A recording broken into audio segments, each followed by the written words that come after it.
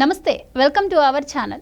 ఆంధ్రప్రదేశ్లో ఎన్నికలు దగ్గర పడుతున్న వేళ వైసీపీ పార్టీ ఓటర్లకు ఎరవేసే ప్రయత్నాలు మొదలుపెట్టింది. నిన్నటి వరకు మత ప్రచారం చేసి మతాల మధ్య చిచ్చు పెట్టే ప్రయత్నం చేసింది అనుకుంటే ఇప్పుడు ఓటర్లకు చీరలు, బట్టలు, నగదు పంచిపెడుతూ ఓటర్లను ఆకర్షించే ప్రయత్నం చేస్తుంది. మరోపక్క వైఎస్ జగన్ ఏమో ప్రజలకిచ్చే ప్రసంగాలలో, సభలలో ఇది పేదలకు, పెద్దలకు జరుగుతున్న పోటీ అని చెప్తూ ఉంటారు. ఇప్పుడు చూస్తేనేమో మరి వైసీపీ ఎమ్మెల్యేలు నగదు పంపిణీ చేస్తుంది, కళ్ళారా కనిపిస్తుంది. మరి ఇంత జరుగుతున్న ఎలక్షన్ కమిషన్ ఏం చేస్తుంది, ఎందుకు పట్టించుకోవట్లేదు? ఈ డీటెయిల్స్ అన్నీ మనతో వివరంగా మాట్లాడేందుకు senior political analyst Madhusudan Reddy గారు ఉన్నారు. ఆయనతో మాట్లాడి తెలుసుకుందాం. నమస్కారం అండి. నమస్కారం. సో మనం మొదట్లో వైఎస్ జగన్ వాళ్ళ మేనత్త మతాలను రెచ్చగొట్టి ఓట్లు అడుగుతుంది అని మనం విన్నాం. ఇప్పుడు చూస్తే వైసీపీ ఎమ్మెల్యేలు డైరెక్ట్గానే ఓపెన్గా చీరలు, అలాగే స్వీట్ బాక్సులు, కుక్కర్లు ఇలా పంచిపెడుతున్నట్టు వార్తలు వస్తున్నాయి. మరి దీన్ని ఎలా చూడొచ్చు అంటారు? భారతదేశంలో ప్రధానంగా 4 రాష్ట్రాలు చెప్పుకోవద్దాం మనం. 1 తమిళనాడు, 2 ఆంధ్రప్రదేశ్, 3 తెలంగాణ, 4 కర్ణాటక. ఈ 4 రాష్ట్రాల్లో ధన ప్రవాహం విపరీతంగా జరుగుతుంది. నార్థరన్ స్టేట్ చూసినా, ఈశాన్య రాష్ట్రాల్లో చూసినా, తర్వాత కేరళ డబ్బులు చాలా తక్కువ ఖర్చు పెడతారు, ఇంక్లూడింగ్ మహారాష్ట్ర కూడా. ఈ ధన ప్రవాహం ఏంటంటే ఇక్కడ ఉన్నటువంటి ఈ 4 రాష్ట్రాల్లో బలమైనటువంటి పారిశ్రామికవేత్తలు, దేశవ్యాప్తంగా పవర్ ప్లాంట్లు, తర్వాత వివిధ హాస్పిటల్ రంగంలో అయితేనేమి, ఎడ్యుకేషనల్ రంగంలో అయితేనేమి, ఇవన్నీ ప్రైవేటలైజేషన్ అవ్వటం, తర్వాత కాంట్రాక్టర్లు మన ఇరిగేషన్లో కానీ, నేషనల్ హైవే కాంట్రాక్టర్లు కానీ, రైల్వే కాంట్రాక్టర్లు కానీ, వీళ్ళందరూ కూడా ఈ 4 రాష్ట్రాల్లో బలమైనటువంటి ఆర్థిక వనరులు ఉన్నటువంటి వాళ్ళు ఎక్కువ ఉంటారు. రెండోది ఏంటంటే ఈ 4 రాష్ట్రాల్లో దోపిడీ కూడా ప్రజా సంపదని విపరీతంగా దోపిడీ చేసేస్తారు. పార్టీ ఏదైనా కావచ్చు. తద్వారా ఏంటంటే ప్రజాస్వామ్యాన్ని ధనస్వామ్యంగా పారి ప్రజాస్వామ్యాన్ని అపసయం చేస్తూ ఎలక్షన్ కమిషన్ అనేది కాన్స్టిట్యూషన్ బాడీ. భారతదేశంలో మీరు ఏ ఎలక్షన్ అయినా చూసుకోండి, వాళ్ళకి కొన్ని నిబంధనలు ఉంటాయి. ఏ వ్యక్తి కూడా ఎలక్షన్ ఖర్చు 40 లక్షలు మించి పెట్టకూడదు. పెడితే ఏమవుద్ది? డిస్క్వాలిఫికేషన్ అయిపోద్ది. ఆ ఎన్నిక చెల్లదు. కానీ హాస్యాస్పదం కదా ఈ మాట. 40 లక్షలే పెడుతున్నాడు ఎమ్మెల్యే. మీ నియోజకవర్గంలో పెట్టారా? ఏ నియోజకవర్గంలో 40 లక్షలతో ఎమ్మెల్యే అయినరు? అయితే ఇక్కడ ఒకటి మనం అర్థం చేసుకోవాలా. కాగ్ ఎలక్షన్ కమిషన్లో కాగ్ లెక్కలు చూస్తుంది. ఒక ఆడిటర్ ఉంటారు. ప్రతి నియోజకవర్గంలో ఎంతమంది పోటీ చేసినా 3 రోజులకు ఒక రోజు పోయి special bank account, election purpose కోసం స్పెషల్ బ్యాంక్ అకౌంట్ తెరిచి ప్రతి డబ్బు దాంట్లో వేసుకొని ఆ బ్యాంకు ద్వారా ఖర్చు పెట్టాలి. అప్పుడు ఎన్నికల అబ్జర్వర్స్ ఉంటారు, పక్క రాష్ట్రాల నుంచి వస్తారు. ఈ ఆడిటర్స్ అందరిని కూడా పక్క రాష్ట్రాల నుంచి వస్తారు. ఏది? కేరళ. ఇప్పుడు మన ఆంధ్రప్రదేశ్ ఎలక్షన్ చేస్తుంటే కేరళ వాళ్ళని వేస్తారు, కాగ్గో అధికారులు వస్తారు. వీళ్ళందరూ ఓచర్లు, పోస్టర్లు, ప్రతి దానికి ఒక క్రైటీరియా ఉంటుందమ్మా. ఒక వెహికల్ కింద, లౌడ్ స్పీకర్ కింద, పాంప్లెట్ కింద ఒక నామ్స్ ఉంటాయి, గైడ్ లైన్స్. ఈ నామ్స్ ప్రకారం మనం ఓచర్లు రాసి మొత్తం ఎలక్షన్ అయిన తర్వాత 30 రోజుల్లో సబ్మిట్ చేయాలి. వాళ్ళు ఇతను ఎలక్షన్గా కార్లు ఖర్చు కానీ ఏమన్నా కానీ 30 రోజుల తర్వాత వాళ్ళు ఎన్ఓసి ఇస్తే కానీ అసెంబ్లీలో ప్రమాణ స్వీకారం చేసేదానికి వీలుండదు. ఇంత ప్రాసెస్ ఉంటుంది.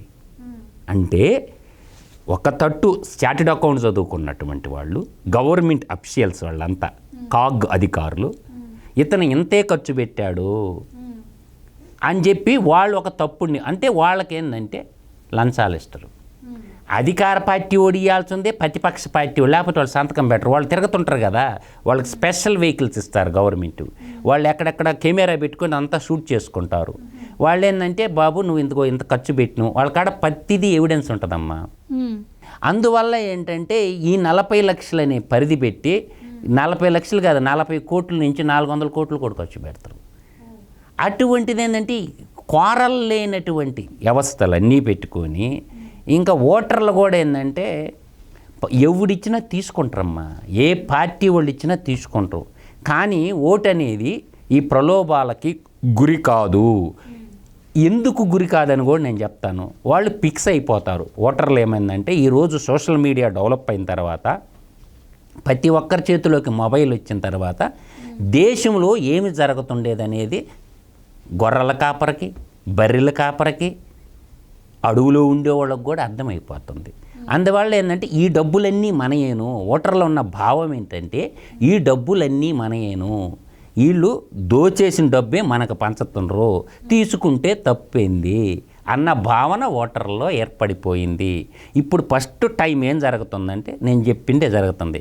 ప్రతి కాన్స్టిట్యున్సీలో ముందు సోషల్ మీడియా యూట్యూబర్ని, పత్రికా విలేకరుల్ని అందరినీ పిలిచి, ఇప్పుడు ఒక మండలంలో 10 మంది 15 మంది జర్నలిస్టులు ఉంటారమ్మా, మెయిన్ స్ట్రీమ్తో కలుపుకొని వాళ్ళందరినీ ఏంటంటే 6 మండలాల నుంచి నియోజకవర్గంలో 8 మండలాలు వాళ్ళందరినీ పిలిచి వాళ్ళకు ఒక స్పీడ్ బాక్ ఇస్తుండేది నిజం, వాళ్ళ అమ్మా నాన్నకి పట్టు చీరలు ఇస్తుండేది నిజం, ఈ అబ్బాయికి కూడా పట్టుబట్టలు ఇస్తుండేది నిజం. దాని లోపల ఒక కట్టబెట్టి మాకు అనుకూలంగా వార్తలు రాయండి, ఏ ఊరిలో ఏం జరుగుతుందో మాకు చెప్పండి, మిమ్మల్ని భద్రంగా చూసుకుంటాం, మీ ఇంటికి లక్ష్మీదేవిని పంపిస్తాం అని చెప్పి వీళ్ళందరూ middle class, lower middle class పిల్లలు ఉంటారమ్మా. మనకు వచ్చిందే బంగారం, ఎలక్షన్ మనం కూడా విండుకుందాంరా అని ఫస్ట్ ఇప్పుడు ఆపరేషన్ ఎవరి మీద చేశారు? ఫస్ట్ యూట్యూబర్స్ మీద, జర్నలిస్టుల మీద. అందరికీ ఇస్తున్న మాట వాస్తవం, తీసుకున్నట్టున్న మాట కూడా వాస్తవమే. చాలామంది నాకు మిత్రులు ఉన్నారు ఆంధ్రప్రదేశ్ రాష్ట్రంలో కానీ తెలంగాణలో కానీ. ఏంట్రా పరిస్థితి ఏంటంటే, అన్న మా అమ్మకు మంచి పట్టు చీర ఇచ్చిండన్న, డబ్బులు కూడా ఇచ్చిండన్న మరిగిన్ని, అది ఏంది మీ పరిస్థితి అంది. వాళ్ళకాడ ఉండే మేము తీసుకుంటున్నాం అన్న. మరి ప్రజాస్వామ్యాన్ని పరిరక్షించాల్సిన బాధ్యత మీకు లేదంటే దాని దావ దాందే, దీని దావ దీందేనన్న అంటున్నారు. ఇదైతే సత్యం. ఎలక్షన్ రణరంగంలోకి పూజారి వ్యవస్థ తిరగద్ది. ఎలక్షన్ రంగంలో చర్చి పాస్టర్లు కూడా ప్రధాన పాత్ర పోషిస్తారు. వాళ్ళు దైవహతుల అవుట తథ్యం. వాళ్ళు ఏంటంటే దేవుడిని కాడ పాస్టర్లు దేవుడి పేరు చెప్పి ప్రవచనాలు చెప్తా చివర చెప్తాడు మన దేవుని రాజ్యములో మనం కాపాడుకోవాలంటారు అనమాట.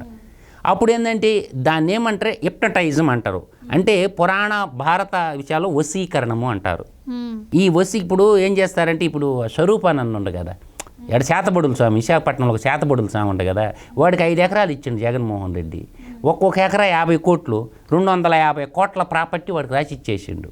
ఎవరికి? ఆ శాతబడుల స్వామికి. వాడేం చేస్తాడంటే వశీకరణం అనమాట. వీళ్ళు ఏంటంటే రాజుల్ని వశీకరణం చేసుకొని వాళ్ళ కాడ ఆస్తి కొట్టేస్తారనమాట.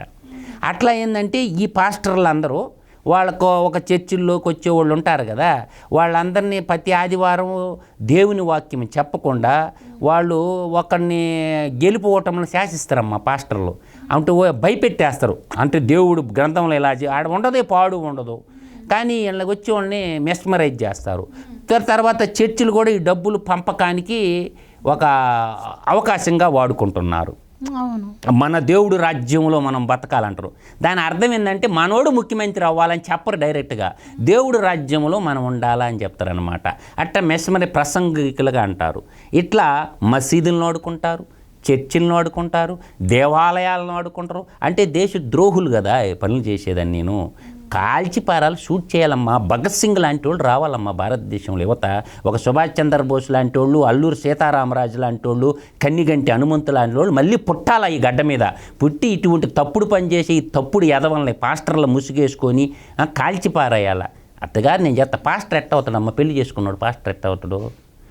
దేవుని సేవలో ఉండేవాడు పెళ్లి చేసుకోకూడదమ్మా. పూజారిగా ఉండేవాడు పెళ్లి చేసుకోకూడదమ్మా. సన్యాసులు మాత్రమే ఆలయ అర్చకులుగా ఉండాలా, సన్యాసులు మాత్రమే పాస్టర్లుగా ఉండాలా.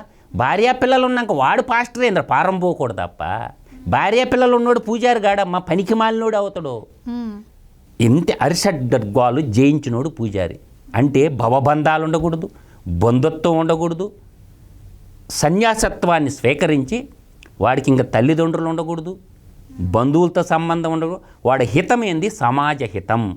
సమాజాన్ని బాగుండాలంటే అందరినీ సమదృష్టితో చూసేవాడే సన్యాసి. వీళ్ళు సన్నాసులు అంటారు. వీళ్ళని సన్యాసికి తేడా ఇదేనమ్మా. నేను చెప్తానమ్మా, సన్యాసి అంటే అర్థం ఏంటంటే సంఘాన్ని పరిరక్షించేటువంటి వాడు, సంఘాన్ని తప్పుదోవ పట్టుతుంటే సన్మార్గములో నడిపించేటటువంటి వాళ్ళు సన్యాసులు. అంటే ఇప్పుడు గురు రాఘవేంద్ర ఉన్నాడు, ఆయన ఒక టీచరు. గురు రాఘవేంద్ర గారు ఒక టీచరు. బ్రహ్మం గారు ఉన్నారు, సమాజాన్ని తప్పుడు దోవలో నడుస్తున్నప్పుడు సంస్కరించి సంఘ సంస్కర్తలు ఉన్నారమ్మా. టంగుటూరి ప్రకాశం పంతులు గారు, తర్వాత మనకి చాలామంది కందుకూరి వీరేశలింగం పంతులు గారు, వాళ్ళందరూ సంఘ సతీ సహగమనం. ఎలా రాజా రామ్మోహన్ రాయ్ రూపాయను భర్త చచ్చిపోతే భార్యని తగలెట్టేవాళ్ళు. ఇది దుర్మార్గమరా అన్నాడు. అంటే సమాజం చెడుదావల్లో ఉన్నప్పుడు బాల్య వివాహాలు తప్పురా నాయన, చిన్నపిల్లలకి వివాహం చేయటం అన్నారు. ఇటువంటి సద్బుద్ధి లేదమ్మా. ఎమ్మెల్యేలు అవ్వాలా, దేశ సంపదని ప్రజల సంపదని దోచేయాలా. కాబట్టి ఇటువంటి ప్రక్రియ జరుగుతుందమ్మా. జరగలేదనేది అవాస్తవం, జరుగుతుంది. ఏం చేస్తుందో సార్ అంటావు. ఏం చేస్తారంటే ఏం చేయలేరు. అప్పుడు తెల్లదొరలు దేశాన్ని చెరబెట్టారు. ఇప్పుడు మన సొంతోళ్ళు భరతమాతని చెరబెడుతుండ్రు. ఆ రోజు ద్రౌపదిని వాళ్ళ మంత్రులు, సామంతులు, రాజులు, యోధులు, మహామంత్రులున్న నిండు సభలో చీర ఓడదీస్తుంటే ఒక్కడు కూడా ప్రతిఘటించలా. ఇది తప్పు అనలా. సరే, ఎలక్షన్లో వాలంటీర్ను వాడొద్దు అని కేంద్రం చెప్పింది ఆల్రెడీ. ఇప్పుడు ఇచ్చలుడిగా ఇప్పుడు డిస్ట్రిబ్యూట్ చేస్తున్నారు మరి ఇంత జరుగుతుంటే ఎలక్షన్ కమిషన్ పట్టించుకోకపోతే ప్రతిపక్షాల పరిస్థితి ఏంటంటే? ఎవరు ఏం చేయరమ్మా, యుద్ధం చేయటమే. ఇప్పుడు మడత పెట్టమన్నాడు కదా సొక్కా జగన్మోహన్ రెడ్డి. వీళ్ళు కూడా అన్నిటికీ సిద్ధం అవ్వాలి. కర్రలు తీసుకొని వీళ్ళు మడత పెట్టాలి సొక్కాలు. మడత పెట్టి జగన్మోహన్ రెడ్డి ఏంటంటే విచ్ఛిన్నకర యుద్ధ కొట్టుకుంటే రెండు వర్గాలుగా చీలిపోతారు, ఎవరి ఓట్లు వాళ్ళు పడతాయని అతను ఫ్యాక్షనిజం మెంటాల్ని, చచ్చిపోయిన ఫ్యాక్షనిజాన్ని పెంచి పోషిస్తున్నాడు. రాయలసీమలో ఉన్న ఫ్యాక్షనిజాన్ని చంద్రబాబు నాయుడు గారు, అంతకుముందు వాళ్ళ నాన్నగారు కొంచెం తగ్గించినారు. ఇది వద్దు, పిల్లల్ని చదివించుకోవాలా, ఈ హింసం మంచిది కాదని అన్నారనమాట. నేనేది వాలంటీర్లను వాడతాడు, వాళ్ళ పార్టీ మనుషులను వాడతారు, ఆయన దోచేసిన డబ్బుల్ని వాడతాడు, చర్చిల్ని వాడతాడు, అన్నీ వాడతాడన్నమాట. అందువల్ల నేను వాడటం అనగా నేనేది ఏంటంటే ఆంధ్రమాతని చెరబట్టున్నారు. ఆ చెర నుంచి ఇడిపించుకోవాలా. నిందే నీకు ఎగ్జాంపుల్ అందుకే చెప్తున్నాను. మా ద్రౌపదినే ఎగ్జాంపుల్ తీసుకోండి మీరు. అందరూ సభలో ఉంటే చీరలు లాగుతుంటే ఇది తప్పని ఒక్కడ అడ్డం తిరగలా. అందుకనే కదా శ్రీకృష్ణ పరమాత్మ ఏం చెప్తాడు, ఆయన ఏం తప్పు చేయలేదు కదా. భీష్మ పితామహుడు, భీష్మ పితామహుడిని కర్ణుడిని దానకర్ణుడు అంటారు కదా. భీష్మ పితామహుడిని కురుక్షేత్ర మహాసంగ్రామంలో చంపరా అర్జున అంటాడు వీళ్ళందరినీ. మీరు కౌరికి భూమి మీద బతికే అర్హత లేదురా దుర్మార్గులని, అటు కౌరవుల్ని ఇటు పాండవుల్ని నరికేస్తాడు కృష్ణ పరమాత్మ. ఎందుకు చంపించిండు? కురుక్షేత్రం ఎందుకు జరిగింది? కురుక్షేత్రం నుంచి ఏమి నేర్చుకున్నాం మనము? దుష్టులను సంహరించమని, దుర్మార్గులను సంహరించిన దేవుణ్ణి ఒక్కడిని చెప్పమన్నాక, పోనీ దేవతలు ఒక్క దేవత పేరు చెప్పమను. ఆయుధం పట్టకుండా రాక్షసుల్ని వధించినటువంటి. కాబట్టి ఆ రోజు రాజరిక వ్యవస్థ కాబట్టి అట్ట మాట్లాడుకున్నాం. ఇప్పుడు ప్రజాస్వామ్యంలో ఉన్నారు కాబట్టి ఈ ఎమ్మెల్యేలు, ఈ ముఖ్యమంత్రులు రాక్షసుల్లాగా, భస్మాసురులాగా, మహిషాసురులాగా, హిరణ్యకశిపుల్లాగా తయారయ్యారు.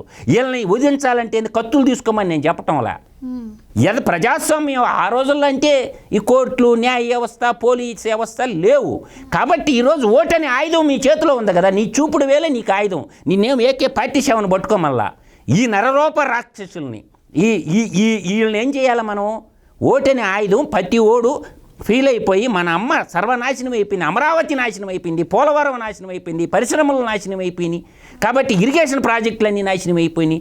ఎక్కడ అభివృద్ధి లేదు, నిరుద్యోగ యువతకు ఉద్యోగాలు లేవు, చదువుకున్న వాళ్ళు వలసల బాటలు పట్టాల్సి వస్తుంది. ఇన్ని సమస్యలు చుట్టుముడుతున్నప్పుడు CPS రద్దు అంటే ఉద్యోగస్తులు వాళ్ళ జీతాల కోసం ధర్నాలు చేస్తున్నారు. రాష్ట్ర అభివృద్ధిలో వాళ్ళ కుటుంబాలు కూడా భాగం కావాలి కదా. వాళ్ళు కూడా బయటకు వచ్చి మాట్లాడాలి. ఉద్యోగస్తులు కూడా, నువ్వు పోలవరం ప్రాజెక్టు కంప్లీట్ చేయలేదు, నువ్వెందుకు అమరావతి నగర నిర్మాణం చేయలేదు, నువ్వెందుకు ఇరిగేషన్ ప్రాజెక్టులు కట్టలేదు, నువ్వెందుకు లెక్కర్ని ఊరూరు పంచుతుండవు నీ సొంత కంపెనీలు పెట్టి, నువ్వెందుకు నీ కుటుంబం ఇసుక దోచేస్తుంది అంటే కలెక్టర్ల తప్పులు నివేదికలు ఇచ్చి సమాజాన్ని కలెక్టర్లే, ఉన్నత చదువులు చదువుకున్న కలెక్టర్లే నాశనం చేస్తుంటే ఇంకెవరితో మొదలు పెట్టుకోవాలమ్మా? ఇంకా మిగిలిండేది ఒకే ఒక ఆయుధము, ఓటనే ఒక ప్రజాస్వామ్య యుద్ధంలో మిగిలింది ఓటనే ఆయుధము. ఆ ఆయుధాన్ని నువ్వు రాష్ట్రం కోసం ఉపయోగించు, దేశం కోసం ఉపయోగించు, అభివృద్ధి కోసం ఉపయోగించు, ఉద్యోగ కల్పన కోసం ఉపయోగించు, రాష్ట్ర సర్వతోముఖ అభివృద్ధిలో భాగస్వామ్యంలో. దోపిడీదారులకు ఓటేసినావు అనుకో నీ రాష్ట్రాన్ని నీ ఇంటి దాకా వస్తుంది. కాబట్టి నేను అంటుండేదంటే ఈ ఎల్లంపల్లి కావచ్చు, బెల్లంపల్లి కావచ్చు, ఇంకో 175 నియోజకవర్గాల్లో పంపకాలు జరుగుతుండే. కొన్ని మీడియాలో వస్తుండే, కొన్ని రావడం లేదు. మీడియాకైనా బాధ్యత, కలెక్టర్లకు బాధ్యత లేదా? తర్వాత ఎవరికి బాధ్యత లేదంటమ్మా? పౌర సమాజానికి బాధ్యత లేదా? పౌర సమాజం వాళ్ళ బాధ్యతను వాళ్ళు ఉపయోగించుకొని ప్రజాస్వామ్యాన్ని కాపాడంటారా బాబు. కాబట్టి నేనేది వాళ్ళు ఇచ్చే తాయిలాలకి ఎక్కడ చిక్కిన చేతిలో ఉందమ్మా ప్రతి ఓడికి మొబైల్. ప్రతి ఒక్కరు జర్నలిస్టేనమ్మా ఈరోజు. స్మార్ట్ ఫోన్ ఉన్న ప్రతి ఓడి జర్నలిస్టే. రికార్డు చేయండి. రికార్డ్ చేసి సోషల్ మీడియాలో పెట్టండి. ప్రతిదీ రికార్డు చేయాలా. వీళ్ళేంటంటే దేవతల గుడుల్లో కూడా ప్రమాణం చేయించుకుంటారు. ఏది గ్రామ దేవతలు ఉంటారు కదా, ఆడ ప్రమాణం డబ్బులు ఇవ్వటం, ప్రమాణం చేయించుకోవటం. ఎందుకురా ప్రమాణం చేస్తారు? మీ పిల్లలు నాశనం అయిపోతారు. తీసుకోండి డబ్బులు ఇస్తే. ప్రమాణాలు మాత్రం చేయకుండా దైవ హతులు అవుట తద్దెంబు, దేవుడు శిక్షిస్తాడు. అందువల్ల నేను అంటుండేది ఏంటంటే అన్ని గ్రామాల్లో మొట్టమొదట ఆపరేషన్ జర్నలిస్టుల మీద పెట్టారు, వాళ్ళకి పంచారు. తర్వాత రెండో ఆపరేషను చర్చి పెద్దలు, మసీదు పెద్దలు, తర్వాత గుడి పూజారులు, వాళ్ళని బొట్లో వేస్తారు. ఇంకా ఓటర్ల దాకా ఎప్పుడు వస్తుంది? ఓటర్లకు డబ్బు చేరేది ఎప్పుడంటే ఎలక్షన్ నోటిఫికేషన్ రాలేదు కదా, అందుకని ముందే చదువుకుంటారు. ఇంటి ఎన్ని కేసులు ముందు బుక్ కావమ్మా. ఎలక్షన్ నోటిఫికేషన్ వచ్చిన తర్వాతే ఈసీ రంగంలో తిరిగేది. ఇప్పుడు ప్రభుత్వం వాళ్ళ చేతిలో ఉంది, పోలీసు వ్యవస్థ వాళ్ళ చేతిలో ఉంది, వాలంటరీ వ్యవస్థ వాళ్ళ చేతిలో ఉంది, వాళ్ళ పార్టీలు ఇప్పుడే డిస్ట్రిబ్యూషన్ అయిపోయినాయి అనుకో, రేపు ఎలక్షన్లో మనకి ఇంక ఇబ్బంది ఉండదుగా. అంటే ముందే డిస్ట్రిబ్యూషన్ చేసేస్తారు. కుక్కర్ల రూపంలో, చీరల రూపంలో, అన్ని రకాలుగా ఏం కావాలో సకల సౌకర్యాలు అందిస్తారు. తాగుబోతులుగా మగవాళ్ళందరినీ తాగుబోతులు ఈ ఎలక్షన్లో పోస్తారు. తర్వాత వాడు 5 ఏళ్ళు డబ్బులు కడతారు ప్రభుత్వానికి. లాజిక్ అర్థమైందా? ఈ నెల రోజులు వాడికి మందులో మొత్తుకు అలవాటు చేసేస్తారమ్మా, 5 ఏళ్ళు వాడిని బిండుకుంటారు. కాబట్టి ఆదిపరాశక్తుల అంశమైనటువంటి ఆడవాళ్ళందరూ ఆలోచించండి. మీ భర్తల్ని కిడ్నీలు, మీ భర్తల లీవర్ల అన్నీ నాశనం చేస్తున్నటువంటి దుర్మార్గుడికి ఓటేపించుకుంటారా? మీరు ఆడవాళ్ళు తలుచుకుంటే రాజ్యం 51% పైన ఓట్లు ఉంటాయమ్మా ఆడవాళ్ళే. ఈ ముండా కొడుకులకి ఉండవు, మగ ముండా కొడుకులకి ఉండవు ఓట్లు. వీళ్ళు తాగి ఆడబోతారు కదా. ఆడవాళ్ళు తలుచుకుంటే ఏ రాజ్యం కూడా ఉండదు. కాబట్టి అన్నపూర్ణ లాంటి ఆంధ్రప్రదేశ్ని కాపాడుకుందాం. తెలుగు తల్లులారా, తెలుగు ఆడబడుచులారా, ఒక్కసారి కళ్ళు తెరవండి. మీరు మతం వైపున, కులం వైపున చూడకుండా రాష్ట్రం వైపు చూసి మన రాష్ట్రాన్ని మనం బాగు చేసుకుందాం. కాబట్టి ఆడవాళ్ళకి చేతులెత్తి దండం పెడుతున్నా. అమ్మ, ఆంధ్రప్రదేశ్ భవిష్యత్తు 16 అణాల తెలుగు ఆడపడుచుల చేతిలోనే ఉంది. కాబట్టి ఒక్కసారి దండం పెడుతుండా తెలిసి అన్నపూర్ణ లాంటి ఆంధ్రప్రదేశ్ అప్పుల ఆంధ్రప్రదేశ్గా మిగిలిపోయింది. కాబట్టి మీ ఇంటిని మీరు ఎలా కాపాడతారో, ఆడవాళ్ళ చేతిలో పెత్తనం ఉంటే ఆ ఇల్లు బాగుంటుంది, మగోడి చేతిలో పెత్తనం ఉంటే ఇచ్చలు విడిగా డబ్బులు ఖర్చు అయిపోద్ది. కాబట్టి ఆడవాళ్లే కాపాడుకోండి. అన్నపూర్ణ లాంటి ఆంధ్రప్రదేశ్ని కాపాడమని మీకు చేతులెత్తి తెలుగు తల్లులందరికీ, చెల్లెళ్ళకి, అక్కలకి, అవ్వలకి, తాతలకి అందరికీ నమస్కరించుకుంటున్నాను. Right, thank you sir. Jai Hind.